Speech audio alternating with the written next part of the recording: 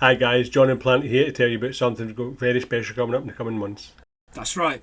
In October 2024, we were saddened to hear that regular listener and friend of the podcast, James Allen, had passed away at the age of 37 after a brave battle with bowel cancer. So, we're raising money for Teesside Hospice. Teesside Hospice provided James and his family with excellent palliative care. We wanted to support Teesside Hospice by raising some much-needed funds to continue helping enrich the lives of those with cancer in Teesside.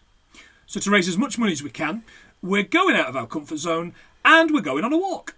To Mordor, up Mount Doom. No, John, that's the Lord of the Rings. Oh. We're teaming up with James's sister Jen to do a 25-mile walk around Ullswater Way at the Dulmain Loop on Saturday, the May the 3rd. John, I've not been raising money for charity as long as you have, but I'm going to give Teesside Hospice what I think they want to see. No, Planty, I've told you, that's a running man. Gah!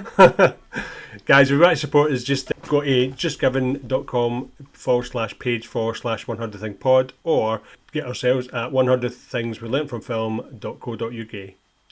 I hope we end up better off than that lad from Into the Wild.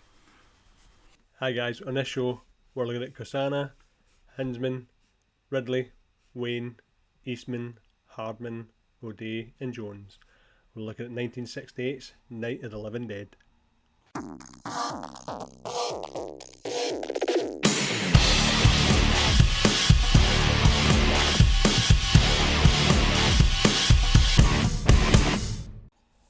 Hello everyone and welcome to another episode of your favourite zombie film podcast. It's all we seem to bloody do. It's 100 Things We Learn from Film. I'm one of your hosts. My name's Planty and I'm coming to get you, Barbara. I'm coming. And I'm the other guy. Brains. I love brains. Yeah. And where do you tend to get yours from? Well, it used to be Quick Save, but they shut them. Very good. Of course, this is the podcast where we try and learn 100 things from every film that we talk about. How are you getting on? Aye, all right. I was a bit feared watching this, big man, but I came round. It was all right. Bloody good film, this, isn't it? It's still going it for what it is. It actually still does have it. Yeah. It's all right. One of these days, we're just gonna not cover fucking zombie films that we love.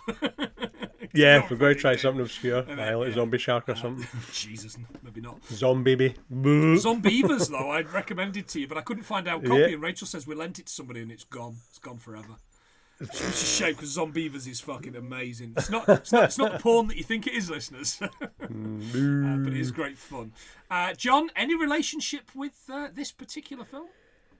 Funnily enough, it wasn't one of the ones that my gran used to get for the video van. I think it was because I think this one was classed.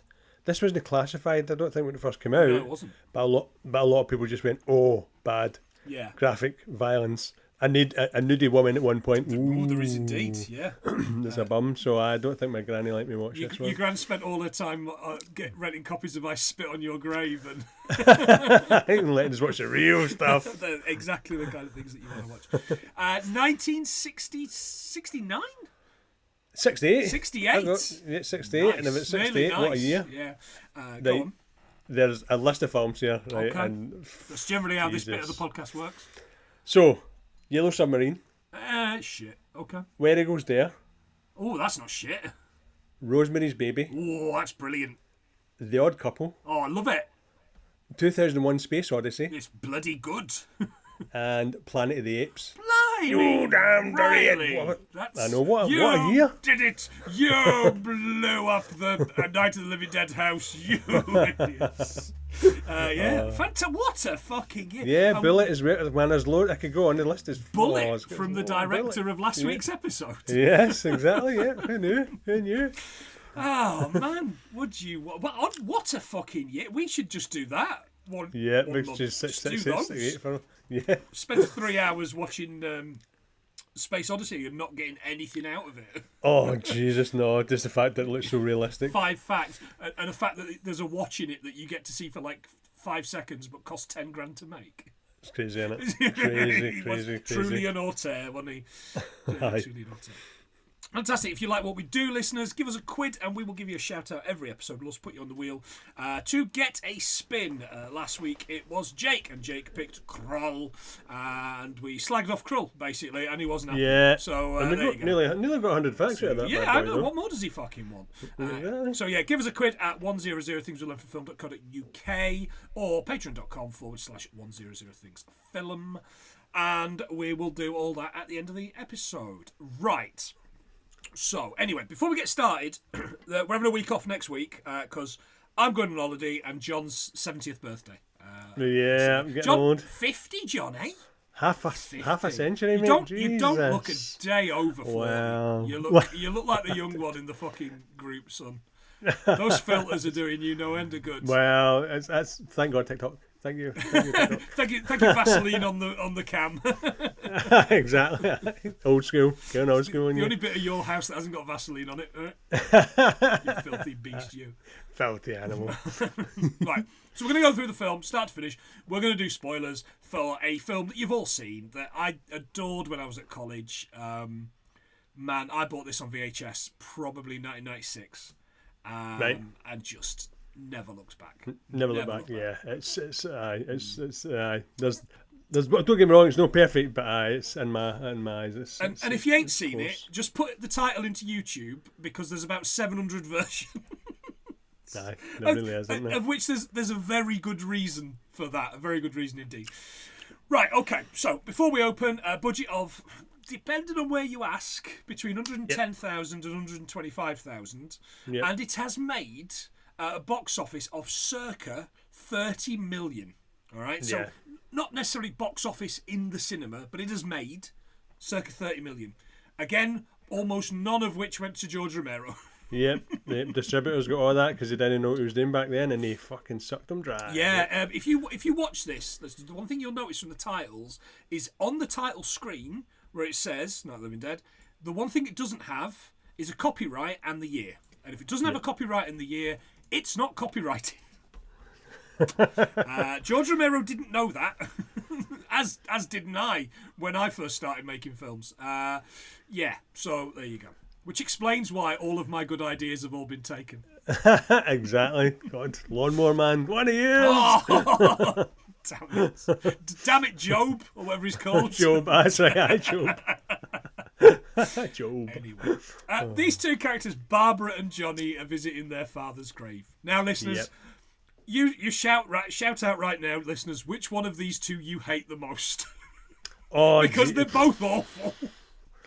One's a grower and one's a shower. Really, isn't it? Johnny's a fucking prick. Oh, is that right off the fucking bat? Barbara's troublesome. Let's say. Yeah. The opening scene car is a 1967 Pontiac Le Mans. Oh right, okay. Yeah, fantastic. off the bat. It's, as driven by the man from the Tower in Inferno. Mm-hmm. He's a prick because he's moaning and he's wearing driving gloves. Prick straight away. Driving gloves, John, £149 from dentsegloves.com for a pair of men's hand-sewn deerskin leather driving gloves. Wow. Called, related to this film, kind of, the Winchesters. What? Yeah, boy. Yeah, boy. How's that for a slice of fried gold? No. Well, my birthday's coming up, big man. Oh, mate, you want driving gloves? I mean, you are a Volvo driver, so that would just add to the fucking... I need a crash helmet, I need knee pads. The safer the better, big man. Oh, the old classic Glasgow cut and shut. He's pissed off that he has to visit his own father's grave on a Sunday and that he's wasted a day... and that his mother lives too far away or something. Yeah, they should ship her over from Pennsylvania. Yeah. Even though this is set in Pennsylvania. Yeah. Where's Pennsylvania? Well, it's where Dracula lives. Oh, right, yeah, okay. They're complaining about daylight savings time as well, John. Yeah. Lousy farmers. That's the thing, isn't it? Jesus, what an argument to be having. Yeah, exactly. You lose an hour, because we're talking about losing an hour. You lose an hour. This year, John, the 9th of March... So this film actually happened last week. There you go. There you go. 9th of March. This was the last scene to be filmed, by the way, because films aren't done chronologically mostly. Yeah. And this was on the November 1967. So again, stop complaining because you've just gained yourself an extra hour, dickhead. Yep. And they were asked not to breathe heavily. Oh right, because the condensation. Yeah. Fucking hell. That's brilliant, isn't it? Don't breathe, guys. If you can try not to breathe. They're coming to get you, Barbara. Hey, babes. They're coming, Barbara. Absolutely no idea why they're from Middlesbrough. That's a little ventriloquist act you've got, isn't it? It's Glaswegian because they never open your mouth when you talk. All I hear and noise. Johnny's certain that the cemetery guys are selling their old flower arrangements back to them. I'm not entirely sure how that works, but I know. I guess it's just proving he's a prick. He moans that they've had to drive from their home city 3 hours to this place. So I looked up, because this is Pittsburgh. What's 3 hours from Pittsburgh? And you are not going to believe this, John, or listeners. Carlisle. What? Carlisle, Pennsylvania. Oh, Jesus. It's 3 hours from Pittsburgh. There you go. It's a relative, isn't it? Yeah, well, indeed it is. A storm starts as she's praying at the grave. And he's like, come on, it's Sunday evening. All your praying should have finished Sunday morning at church. And she's like, why don't you go to church, Johnny? And he says, I remember being told by we did a little thing, jumped out, scared people, and grandfather said, hey, boys, you'll be damned to hell. And I'm going, hang on a second. You've just done an old Jewish man voice. I know. And you've been at church. Come on, figure it out. Maybe Dad's side. Yeah. He starts scaring her with the classic line, of course, I did earlier on, they're coming to get you, Barbara. They're coming. I know. And it's good. That's like that is ingrained in my mind. He's only in it for seconds, but that's one of the most quotable things in the whole film. He gets a bit of a glow up at the end, though, doesn't he? No shit, I'm like, oh, Johnny. No spoilers, listener, for a film that's but as soon as you say, like, oh, 6 years old. Cemetery plots, John, if you want one in a Glasgow cemetery, which I assume you do. Yes. You're only 50, of course. But that's quite old in Glasgow ages. It really is. 1,511 quid. If you want to bury ashes, though, £695. Oh, ashes it is. I just want scattered in Lochland. Mate, they are free if you just want to put them in a Folgers coffee can and throw them off a cliff. Aye. So it all comes back in its face. That's what I want. I've said to Kirsty I want to be blown. I want to be thrown into a wind-facing wind. Face, wind and wind. This shambling guy approaches in a donkey jacket and attacks her, right? Yep. Johnny wrestles him off and they get into a bit of a tussle. He ends up hitting his head right on the corner of this gravestone. I was like, ooh, that's going to leave a mark. that's a zombie maker. Yeah, That's what that is. Yeah. That's a guy. The zombie guy. The person was called Bill Hardman. Right. And he was originally meant to be playing the main part of Ben. Was he really? Yeah, he was actually meant to play. I think George Romero wanted the guy to be stern and sort of like the protagonist. They made an annoying guy in it. But then when it was Duane Jones? Yeah, Duane Jones. When he auditioned, they did it like him and they actually rewrote it, so it was more in line with his acting. So there you go. But they still give him a wee part. They give him a wee zombie bit. When I think about zombies, I think of this guy. Because this guy and the Harry Krishna lad, the blue Harry Krishna lad. Yes, from Dawn of the Dead. Yeah. Every time. I think about this guy because he's got shit teeth, me I guess, stupid like ripped donkey jacket. He looks like he's just come from up the pit, doesn't he? Exactly. He's a real working man zombie, you know. Yeah, well, Pittsburgh, innit? So he would be. The one that sticks to my head, pardon the pun, is the one that loses his head in Dawn of the Dead with the propeller. So he's walking up and you can see it a mile away that's like a big extended prosthetic eye. Like, what the hell is the Frankenstein in this movie? That's who I think of. He's putting on the Ritz, obviously. The man, the monster man, the monster mash, sees Barb and chases him.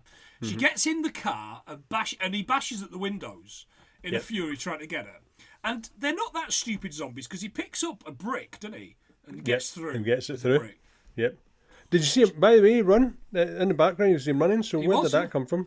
Where did that come from? Because the rest were all shamblers. Inconsistent. It's the first. There's a few. There's a few lore things we'll go into later on, but there's a few things that are sync. She manages to take the handbrake off the car and it rolls slowly down a hill and slightly grazes a tree, causing it to stop. It's a Hollyoaks car crash if ever there was one on this podcast, that. Aye. Oh, It really is. I have done more damage to a car on a raised curb. Yeah, but I think it belonged to somebody, so it belonged to the producer's mum. Right. And I think at one point when it was parked, somebody actually hit it. Somebody hit it, so you can actually see a dent later on in the car. So did they... So they did the tree thing... Just because they'd got a knackered car. Aye, they probably just That's went great. in for a penny, in for a pound, you know. Fucking right. Aye, That's somebody great. hit it because you can actually see the scratches in one of the other scenes when it's driving later on. And the cemetery at Evans City Cemetery. Oh, fantastic. Barb runs for it, finds a house which she basically breaks into. It's a proper 50s Americana farmhouse, solid fuel fires, animal head trophies on the walls, gingham tablecloth. Yep. I don't even know what gingham is, mister, but she just buys rolls of it. Oh, and a petrol pump?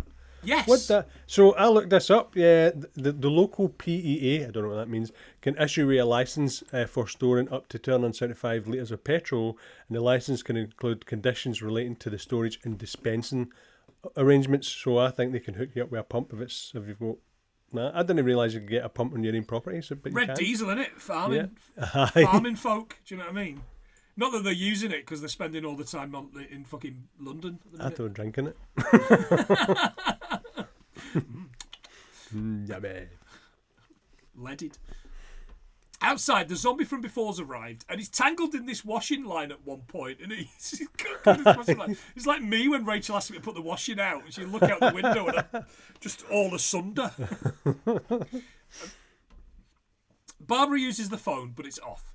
She heads upstairs, but is met by a skeleton corpse thing with ping pong ball eyes. Yeah, I've seen that. Yeah, but I think that's one of the bone of contention with this film is why does that never turn into a zombie considering it's dead at the top of the stairs? Everything else does. Yeah, absolutely. So that's annoying.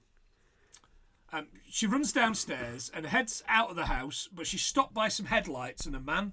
He drags her inside, and it's Ben, Duane Jones, as you mentioned.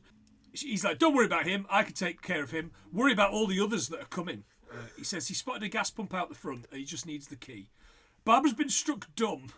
She really has, isn't she? She's not saying a fucking word. Now, when she does have lines, she's really annoying. When she don't have lines, she's really annoying. Yeah, she's fucking just annoying. But she's going through a lot of stuff. Yeah. What she hasn't done, John, is taken a vow of silence, although you might think she has. Although the concept is commonly associated with monasticism, no religious order takes such a vow, and even the most austere monastic orders, such as the Carthusians, have times in their schedule for talking. In monasteries in the Western Christian tradition, the so-called Great Silence is the time during the night hours where speaking is strictly prohibited. Oh, the Great Silence. It's also the time that I get from Rachel when I failed to put the washing out. But because you always get tangled in the line, though. Indeed, yeah. Ben explains that they have to get where there's other people. So he heads to find some food in the kitchen. And this old metal fridge is amazing, by the way. It's like a smeg in it. It's huge. Thing, and you know it's just got some ice at the back. Aye, it's built to last. That's probably still alive right now. unlike everybody else in this film. Spoilers. Yeah. The zombies seem to be afraid of the headlights from the car until one of them smashes one of them and heads to get at Ben. He murders a pair of them, but doesn't stop Peter Lorre zombie from almost getting Barbara with a tire iron. So there's a couple of things there. So I looked at the lore, the zombie lore. So depending on where you look, I looked everywhere for bright lights or fire. Okay. There's loads of things going on. But there's a book called Zombies Hate Stuff. Have you heard of this book? Oh no, that sounds right. So in zombie laws, it doesn't say about them sensitive light. There's the short book itself pretty much gives a list. So the list of things that they hate are as follows, right? Cavemen, archery, astronauts, regifting and kittens. Right? But the book also includes a handy section of things that zombies don't really mind, such as skiing and Canadians. Oh, so right, I'm going to need to look this book up. Yeah, absolutely. Crazy. Absolutely nutty. I also looked up what zombies are afraid of, and it went really, really deep on me. They're afraid of extinction. Okay. That's it. Yeah, I get that. Ben sorts out a couple of zombies, including Tire Iron's Hugh Hefner zombie in the teeth. Ooh. Why? Before throwing Peter Lorre's corpse out of the back and setting fire to it. Yeah. Very much and let that be a lesson to the rest of you Exactly. zombies. Stay away. It's like burning a bag of shite in it. He then locks the door. I liked how all zombies wear suits on a Sunday in the 60s. Oh god, aye. was They're quite always into dapper. Yeah, you're always dapper. Tire Iron John, $10.99 at B&Q. Listeners, you don't need me to tell you what that does. Yeah. That iron's a tyre. Indeed it does. Ben finds some nails and tells Barbara to find things to board up the windows, but she's not getting it. Speak to her as if she were a child.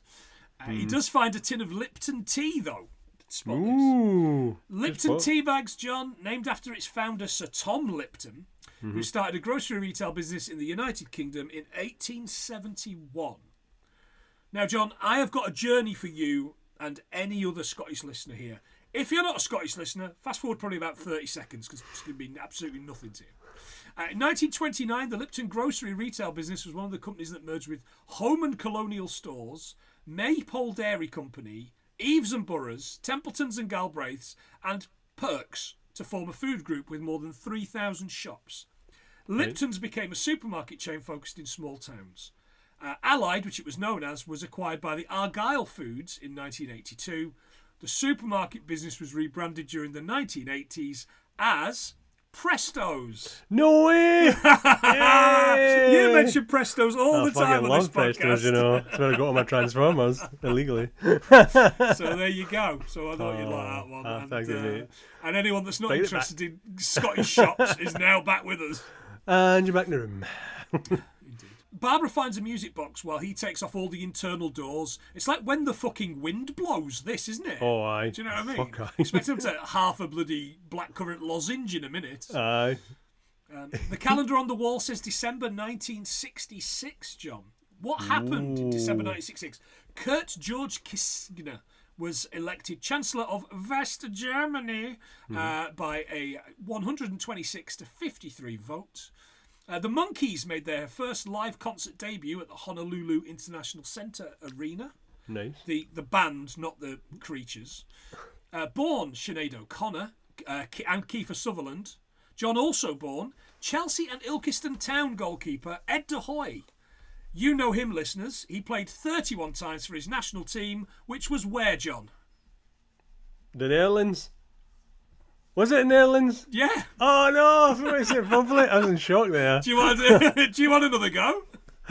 The Netherlands. There we go. That's what Sorry, the listeners mate. get. That's brilliant. I think that's the new Netherlands. game. I now need to find ways to surprise you. That got me. You got me Surprise there, you man. to say the Netherlands. Very good. People that died. Tran Van Van, considered a leading candidate for president of South Vietnam, was assassinated in Saigon. Also the inspiration, John, for the Ford Transit van. Maybe. I don't know. The Van. I've been making that up. The Van. And Giles Cooper, you'll love this one, 48. British radio dramatist was killed when he fell from a moving train after becoming intoxicated. Oh, no way. Fuck's sake. What a ego. What a Giles. What an absolute Giles. Barbara comes in with a few sticks that she's found, utterly useless. Ben has boarded up all the windows and the doors, and they're secure. He then goes through this whole kind of, and this is, I actually really like this monologue that he does. He says, you know a place back down the road called Beekman's Diner? Anyhow, that's where I found the truck that I have out there. There's a radio in the truck, and I jumped in to listen when a big gasoline truck came screaming right across the road. There must have been 10, 15 of those things chasing after it, grabbing and holding on. Now, I didn't see them at first. I could just see that the truck was moving in a funny way. Those things were catching up to it. Truck went right across the road. I slammed on my brakes to keep from hitting it myself, and then I went through the guardrail. I guess the driver must have cut off the road into that gas station by Beekman's Diner. It went right down through the billboard, ripped over a gas pump, and never stopped moving. By now, it was a moving bonfire. I didn't know if the truck was going to explode or what. I still hear the man screaming. Fuck the man. He says, these things just backing away from it. I looked back into the diner to see if there was anyone there who could help me, and that's when I noticed the entire place had been encircled. There wasn't a sign of life left except, well, now there were no more screams. I realised I was alone with 50 or 60 of those things just standing there, staring at me. I started to drive. I just ploughed through them, and they didn't move, they didn't run, or they just stood there staring at me. I just wanted to crush them, and they scattered through the air like bugs. And it's a really, really good monologue, delivered much better than what I'm doing. And then Barbara tells us her story, which is a really shit version of the story so far, right?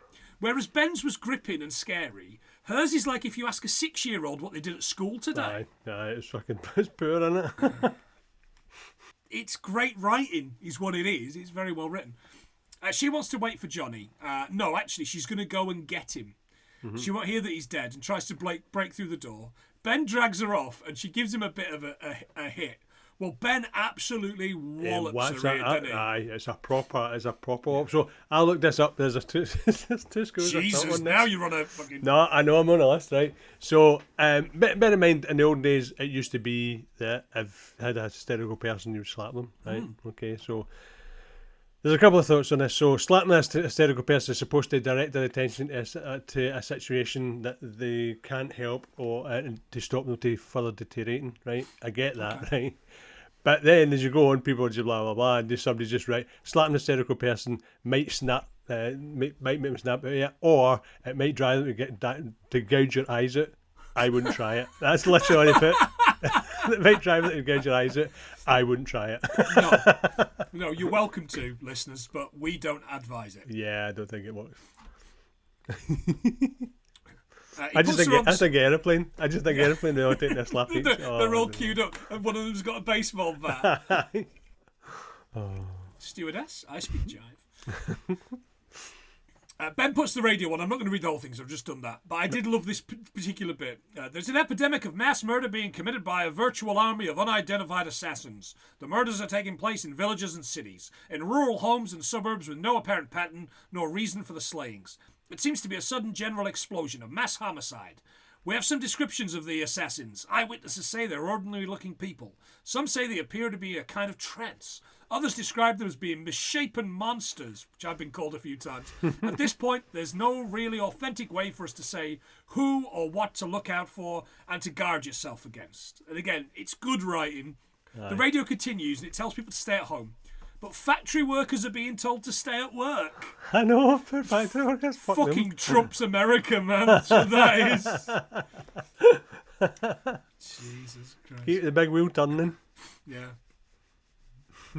Ben heads out and sets fire to a chair, which gets rid of all the zombies for a while. Because the one thing you didn't mention, John, in your list of things that zombies are scared of is an armchair on fire. Aye, bye-bye. Obviously, yeah, no shit. Aye. Yeah. Oh, that radio was a 1939 Zenith. Right. Excellent work. Fantastic. The radio continues. Ladies and gentlemen, we've just received word that the President has called a meeting of his cabinet to deal with a sudden epidemic of murder that has seized the eastern third of this nation. The meeting is scheduled to convene within the hour. And of course, listeners, all I can think of, we got to make sure that the zombies are only murdering immigrants. Got to just murder the immigrants. Stand by, proud zombies. Get them over to Greenland. Yeah. There's zombies in Pittsburgh. They're eating the brains. Brains. They're fucking well safe with this cabinet, I'll tell you. Man, no shit. Absolutely no Slim pickings, man. Sense. Slim pickings. No, he was in Blazing Saddles. He's not well in done. He's been dead 30 years. Ben uncovers a door down to the basement, but he doesn't see it. In a cupboard, he finds some women's shoes, and I was absolutely certain he was going to start sniffing them, like the big old pervert he is. Yeah, he's ready for it, though, isn't he? Yeah. Instead, he puts them aside, grabs a shotgun and a shoebox full of bullets. Aye. Call them shells. It's shells. They were shells. Cock it. So that was he found an 1894 Winchester. So you're right, it was a Winchester. Oh right, bloody hell. Start to know our guns, man. Yeah, indeed. Yeah. Ah, look, Barbara's awake. I think she's fallen out with him though. You know, after he physically abused her. I know. Ben explains that they have a gun, food, and can stay safe until people come to liberate the house. He heads upstairs to see if there's anything else worth robbing. He's like me in video games, over encumbered to fuck because you're just constantly pickpocketing the dead. Exactly. Because he finds that one upstairs. The only problem we've got with that is he moves it, you can see the side of her face and there's nothing wrong with her face. What the fuck? Well, I like when the radio station says that the zombies are things that look like humans but act like animals. Aye. That sounds like it's a Jeopardy subject, doesn't it? Aye. What is? Yeah, I'll take things that look like animals but act like things that look like humans but act like animals for 100, please, Alex. MP for Clacton and twat that needs a fucking kicking. What is a Nigel Farage? Well done. Well done. Barbara hears a sound from behind the door. It's Wes Craven's The People Under the Stairs. No, it's not. It's Harry and Tom. Ben's upstairs, and Ben's upset that they didn't come to help him. There's this big argument. There's like a good 3-minute argument. I kind of get that, though. No, I kind of get that. Ben was fucking nailing everything shut, and they're just like, shh, it's quiet time for us down here. Let him do all the work. Yeah, we'll just stay down here with our bitten child. Harry wants to head back down to his wife and child. Ben says he's made the ground floor safe enough. Tom is this kid, and he's arguing to stay up there with Ben and Babs. Right. Just then, a couple of zombie hands break through a window. It's perfect timing, really. Ben manages to put the rifle out the hole and shoot one in the torso a couple of times, but it keeps going until he gets it in the head. Yep. Outside, there's more zombies coming, including naked zombie lady. See some cheeky. Hello. Zombums. The Streak John, 1974 song by Ray Stevens about a man streaking.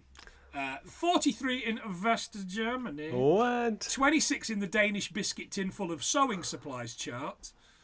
Number 1 in USA. Of course. And number 1 in New Zealand prison. There you go. Have some music facts. Nice. Bet you didn't think we were going to get a song out of this, did you? Nah, not a one. It was either that or Zombie by the Cranberries, and it just seemed like I was shoehorning that one in, to be honest. Ben tells Harry to go downstairs and be the boss of the basement, but I'm the boss up here. Oh, no. It's very good. Nothing but champagne now, I'm the boss. Judy, Tom's squeeze comes out of the basement, and Harry heads down, bolting the door. Tom's pleading after him, isn't he? This guy. Right. So the guy, listeners, in case you haven't paid any attention, called Harry Cooper. Right. So Tom's pleading after him. Come on, you should come upstairs. It's safe. But he's having absolutely none of it. No. Let's just say they won't be hanging with Mr. Cooper. Oh, see the difference. Indeed, needed a little less setup, hopefully. Downstairs, his wife Helen is attending to their sick child Karen. They've bandaged her up. You know what that means. Yep. She's got talent. Yeah. Karen, the actor, was the real-life daughter of Karl Hardman that plays Harry Cooper. Oh, right, okay. Yeah. She's also the mangled corpse upstairs, John, with the ping-pong ball eyebrow. Oh, really? Balls. Yeah. I hope she got paid plenty for that, then. Well, I've got to be honest with you, listeners. She's got one line in the whole film. She plays 2 roles and she's got 1 line. True. Two roles, 1 line. He's wandering around, he's storming around. We'll see who's right when I'm right, and they come begging to come down. Him and his wife argue, and she learns there's a radio upstairs. She's not having any of it. She wants to go upstairs to listen to it. She says, we may not enjoy living together, but dying together isn't going to solve anything. That's good, isn't it? That's really good. They agree to come upstairs to talk if Judy heads down to look after the kid. Mm-hmm. Harry's wandering around being a panic dick. You know, the classic zombie film character that we've all grown to hate. Yeah, there's always one.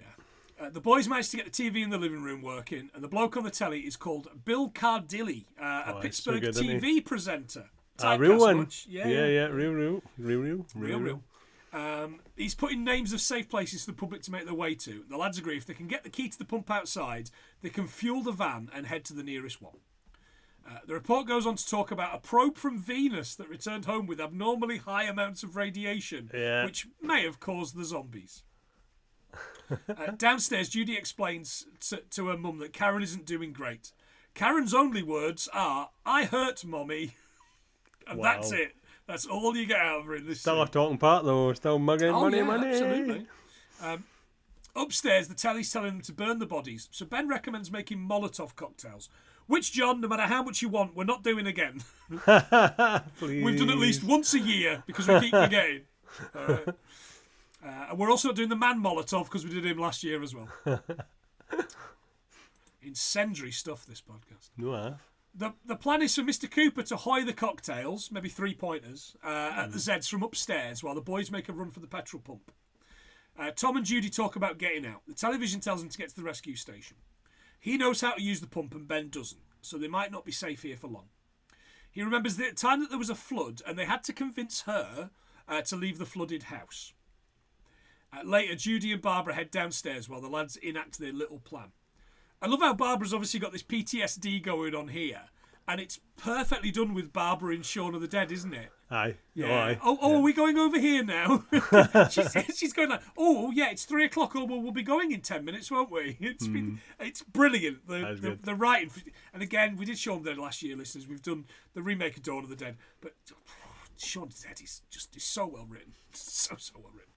The lads dash for it, and Judy joins them, getting in the truck with Tom, while Ben starts blasting from the back of the truck, doesn't he? Aye. And he's got this like bed post. Aye. Covered in petrol, and he's using it as a fucking ogre with a club. Some leg in it. I don't know where the hell got it from, but it was fucking huge. Oh, he gets it off the coffee table. That thing was built to last here, and we've ripped that apart. That didn't last. Oh, they all were back then, mate. Forgot aye. Even when you see him try to like bust stuff to actually put across the windows, it's obviously solid. But there's also not. Did you notice there was numbers on some of them? No. So apparently, to keep continuity, they put numbers on them so you could put them up in sequence. Oh right, wow. But he nailed a couple of them on back to front so you can see the numbers. I've seen a couple of them. Oh, good spot, eh? Right. Very good. Harry's throwing the Molotovs and it's working. There's a zombie on fire, which of course I love. Yeah, you love it. I knew you would. At the pump, they've not found the key for this pump, so Ben just shoots the lock off of it, which seems like a terrible idea. Aye, yeah. No. They manage to ignite the petrol on the floor, and that sets fire to the truck. And to get away from fire on a truck, the best thing to do is to drive your truck. Yeah. Apparently. Everybody knows that. But evidently doesn't work, because they get fucking explosivoed, don't they? Yeah. This leaves Ben at the pump with his gun and his flaming table leg.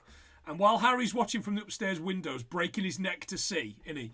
He's like fucking Jimmy Stewart in Rear Window. Hey, he murdered the zombies! Cooper takes his time letting Ben in, and when he's finally in through the door and secure, Ben wallops the fuck out of him. Aye, you would, wouldn't you? He really is a man of action, old Ben. Aye, fuck about.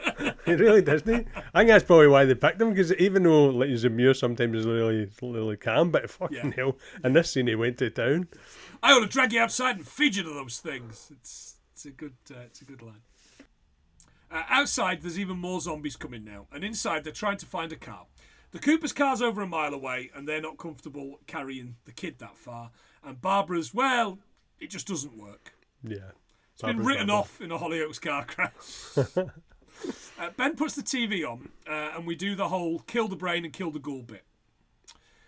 When they get the news report of Chief McClelland, this good old boy sheriff. Yeah, it's what a lad. He's got a hat with like a press card in it as well, which is a bit weird. Yeah. He's telling them how well he's doing. Oh, they're dead, but they're all messed up. Yeah, you could probably just set fire to them. They're really weak. Fuck me. Do you think you're going to get it finished? Well, we don't know. We'll be into it most of the day and, into the night. But we're going to go and meet up with the Federal Reserves and, we'll figure it out. And it's just some fucking hillbillies getting drunk in it. It really is. Don't give a shit, do they? No. Just then the power goes off and Ben heads downstairs to check the fuses. Harry tells his wife that he has to get the gun off Ben. He can't see any more people die. Now the zombies are coming into the house through the windows. Whilst Ben is busy trying to stop the zombies, Harry grabs his gun and tells him he's taking it and heading downstairs. After a tussle, Ben grabs it and shoots Mr. Cooper in the stomach. Yep. And he lurches down into the basement to little Karen. Upstairs, the monsters are coming in, including the original zombie from the graveyard. And Johnny Cool. Johnny with the gloves, yeah. That's why he sees the gloves, and then this cool guy. Yeah, no more glasses, and his hair's swept to one side. I'm coming to get you, Barbara. Oh, yeah, boy. Mrs. Cooper heads down and finds little Karen eating what's left of her father. Yeah. There's the bloody stump for a hand. And when she spots her mother, she grabs a trowel and stabs her to death with it. Yeah, doesn't eat her, just stabs her. She's on a building apprenticeship. I was going to say that, or she's just full up and doesn't want to eat anymore and just plugs away. And Mum definitely got screw fixed, didn't she? I know half. Upstairs, Johnny gets Barbara good, and now they're flooding in. Undead, eh? Karen comes up the stairs and has a tussle with Ben, who locks himself in the basement, killing the animated Harry down there. The reanimated Harry, yeah. Not animated. I mean, he was particularly animated when he was alive. The zombies wander around the house above him. Next morning, here's the sheriff and the good old boys slaughtering all the zombies. They get towards the house where Ben's still in the basement. He can hear them outside. So he kind of makes his way out of the basement, gun in hand, has a peek through the window, and this sharpshooter's like, I can see one of them in there, and he just fucking blammos him in the eyes. And that's it. Beautiful. Credits over these grimy, horrible stills. That's pretty bad, really isn't it? It's good. It's really, really good, but and they keep the sound going as well, which I really liked. Yeah. I really enjoyed that. For me, I think the eternal question's always been, did they murder Ben because they thought he was a zombie, or because he's black? Do you know what I mean? He's the 60s, innit? Do you know what I mean? So, free love my ass. True. Well, I googled this. Well, I had to Google it because I thought he was going to be one of the first black lead role, but it wasn't. It was Sidney Poitier. Sidney Poitier. Yeah, all the Defiant ones. The Defiant ones. Yeah. Good point. Yeah. So because I had to double check that because I thought, because obviously he was top billing and you could tell he was the main man in the film, but no, that was good. I enjoyed it. I really enjoyed it. Yeah, me too. Actor co-producer Karl Hardman, Harry Cooper, was makeup artist, electronic sound effects engineer, and took the still photos at the end as well. Good man. Busy lad. List of zombies in the film: Donkey Jacket Coal Miner, Jake Busey, Ray Liotta as Henry Hill, the Streak Zombie, and one I've just called Toga. Don't know why I made a list of them as I was watching them. The cemetery scenes were shot over 2 days. The US movie rating system was instituted on November the 1st, 1968, and this film, released on October the 1st, 1968, is one of the last films released in the US without a rating. Ooh. There you go. Interesting. And I think that might be all I've got. Hang on one second. Pittsburgh. It's the second most populous city in the state after Philadelphia. And the 68th most populous city in the USA. Pittsburgh was named in 1758, John, you'll like this one, by Scottish General John Forbes, in order of British statesman William Pitt, the First Age of Chatham.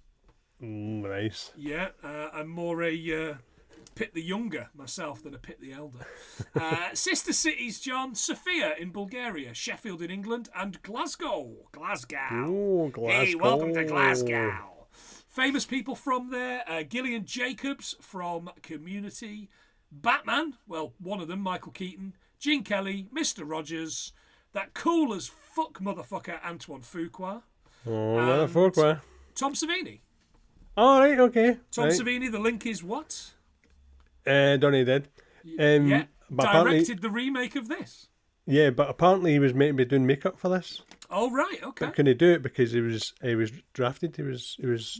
taking pictures He was literally taking pictures in Vietnam at the time. Man, in Saigon. Yeah. How old was he? Young and old enough to be in the army. 19. No. Oh. All those that remember that war. Indeed. Yeah, I think that's all I've got, John. Anything for you? What have we got? So I've got Russo and Romero formed Image 10 Productions in the late 60s. Many of the adverts in the era for the 1960s talked about male smokers being attractive to women and using sex to sell the brands. There you go. George Romero did confirm that in an interview that the outbreak was caused by radiation because there was a lot of talk about it. Nobody really cared.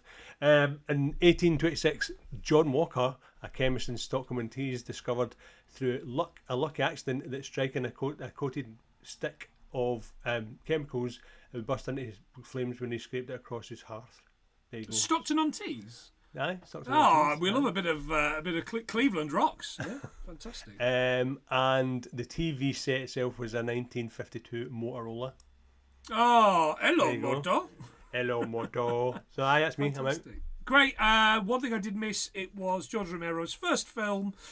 Previous to this, he made adverts, including a spaceship advert for Calgon washing machines. Really?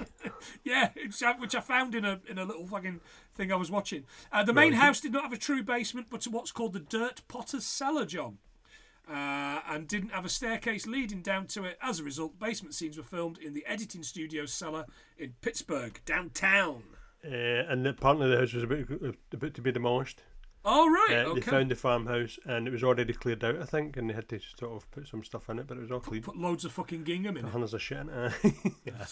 And zombies. Gingham. And You love that one, don't you? Gingham. I do like gingham. Yeah, that's it. That is all I've got. But I love that 7 minutes in and you've got a zombie and then there's no non-stop from there on in. Exactly. That's the way these films should be. Yeah. It happens for no reason. They're there for a long time. Everybody dies. Fucking love it. Love it.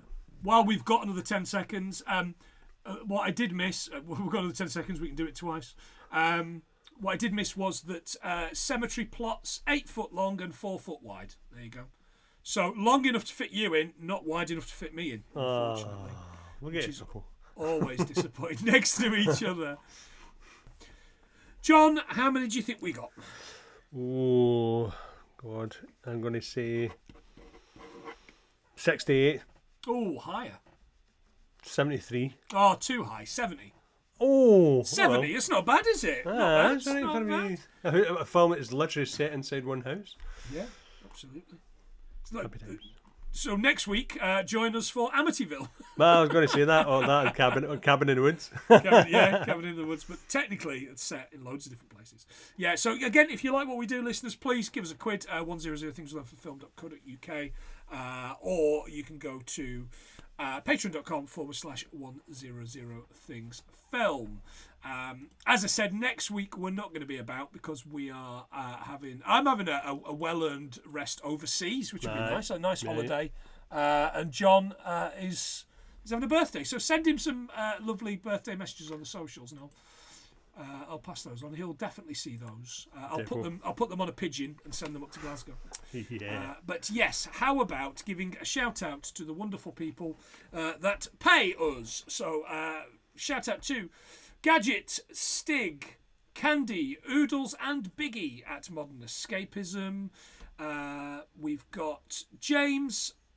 We've got Lee Davies, Kieran, Jake, lovely Rob Jones, Jen, Megan, Dale, Ali, Maria, Paul Parks, SP Film Viewers, Ian McComish, Nigel Davis of the Wonder Emporium, Dan and Gavin Belson, Aaron Huggett, who will get a kick out of this episode because he's a zombies man and does a zombie podcast, Joe Higgins. We have just recorded episodes 5 and 6, by the way, of the Castaway show, which are going to be coming out every week. So that's fucking You still loving great. it? I'm loving it. I think James is starting to get a little bit fed up with flagging? my stick. He's a lovely lad, and I think he's starting to get a little bit fed up with me getting drunk on a Monday night. I am Ray. Mono from Mono and Mono and Kira did a Swedish film from the 70s this week called, I don't know, Barbarella or something. No, I don't know. It was something I never heard of, and then I went, "Carl, what's wrong with you? You don't want to spoil films from the 70s?" And then Mono went, "This is the end of the film," and I went, "Oh, I'm not watching that then." Done.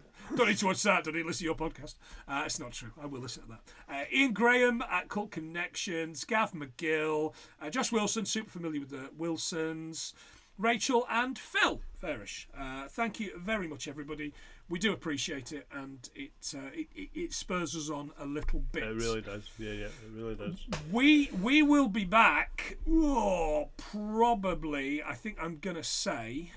If I thought we could squeeze one in, that's what she said. I think we can squeeze another one in before the end of March, John. I think we'll just have 1 week off. We'll squeeze something in. I'll give the wheel a spin. I'll see what people have got, and I'll see if it's something I can watch on the beach. And you can watch it over your birthday cake. And by birthday cake, I mean bottle of vodka. Yeah, I've got my Grey Goose sitting in the cubby already, big man. Beautiful. Absolutely beautiful. But for now, I've been Platney, he's been John, and this has been 70 Things We Learned from the OG, the GOAT, Night of the Living Dead. See ya. Bye.